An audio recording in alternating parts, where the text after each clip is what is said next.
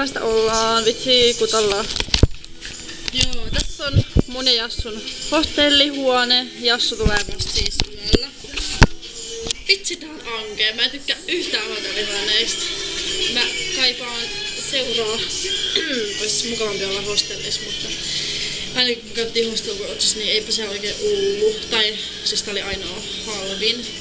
Ja jos oli tilaa vielä. Että semmoista.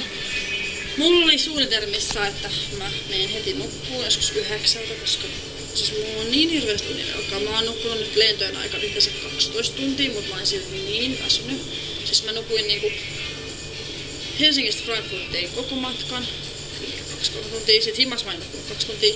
Sitten Kuala Lumpurin aikana mä nukuin joku 5 tuntia katkonaisesti ja sitten Kuala Lumpurista tänne Balille mä nukuin sen 3 tuntia ihan putkeen. Mä olin ihan tokkurassa, kun mä heräsin. Anyway, mutta no sit mä olin kuitenkin sillä, että kävin suihkussa, join vähän vettä, niin tuli vähän parempi ollut. Ajattelin, että kuitenkin tänään on lauantai, niin en mä nyt vitsi tänne yksin jää istuskelee. Että kyllä mä nyt menen ulos, tai siis silleen, että menen nyt syömään ja katselen, että jos löytyisi jotain niin kiinnostavia tyyppejä. Että ois kiva niinku hengailla, että en täällä vaan kököttele yksin. Jees. Niin, mä huomasin muuta, että mä en tiedä mitä helvettiä mä oon niinku huonosti pakannut. Mähän pakkasin vasta joskus 3 yöllä, vai joskus 2 yöllä, eli 2 tuntia ennen lentoa, tai piti lähteä, niin mä menin mun hammasharjahimaan, tai siellä kun pesin aamulla hampaat, ja sit mun shaveri ei, ja sit en tiedä, mä just heitin läppää ton lähikauppatyypin kanssa, että joo, nähdään kohta taas, että tuun varmaan taas ostaa jotain, mitä puuttuu, et sellaista.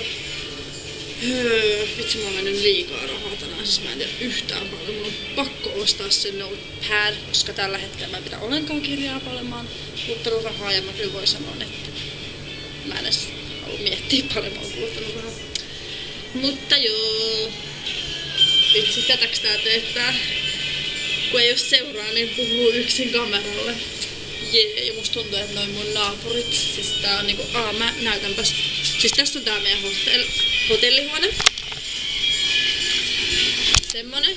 Ja sitten tää vessa, tai siis kylppäritillat on tälleen tavallaan ulkona.